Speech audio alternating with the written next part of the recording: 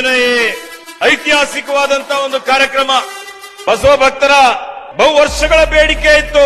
ಇಡೀ ಜಗತ್ತಿಗೆ ಸಾಮಾಜಿಕ ನ್ಯಾಯ ಕೊಟ್ಟಂತದ್ದು, ಸರ್ವರಿಗೂ ಸಮಬಾಳು ಸಮಪಾಲು ಅಂತೇಳಿ ಹೇಳಿ 12ನೇ ಶತಮಾನದಲ್ಲಿ ಸಮಾಜ ಧಾರ್ಮಿಕ ಕ್ರಾಂತಿ ಮಾಡಿದಂತ ಬಸವಣ್ಣನವರನ್ನು ಇವತ್ತಿನ ಒಂದು ಕಲುಷಿತ ವಾತಾವರಣದಲ್ಲಿ ಸಾಂಸ್ಕೃತಿಕ ನಾಯಕನನ್ನಾಗಿ ಘೋಷಣೆ ಮಾಡಬೇಕು ಅನ್ನುವಂತಹ ಒಂದು ಬೇಡಿಕೆ ಈಡೇರಿಸಿದಂತ ಕೀರ್ತಿ ನಮ್ಮೆಲ್ಲರ ನೆಚ್ಚಿನ ನಾಯಕರಾದಂತ ಶ್ರೀ ಸಿದ್ದರಾಮಯ್ಯಜಿ ಅವರಿಗೆ ಸಲ್ತದೆ.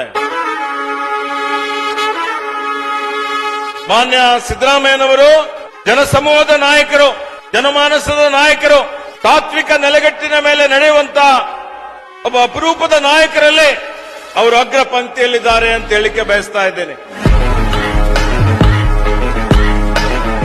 ಇವತ್ತು ಸ್ವಾತಂತ್ರ್ಯ, ಸಮಾನತೆ,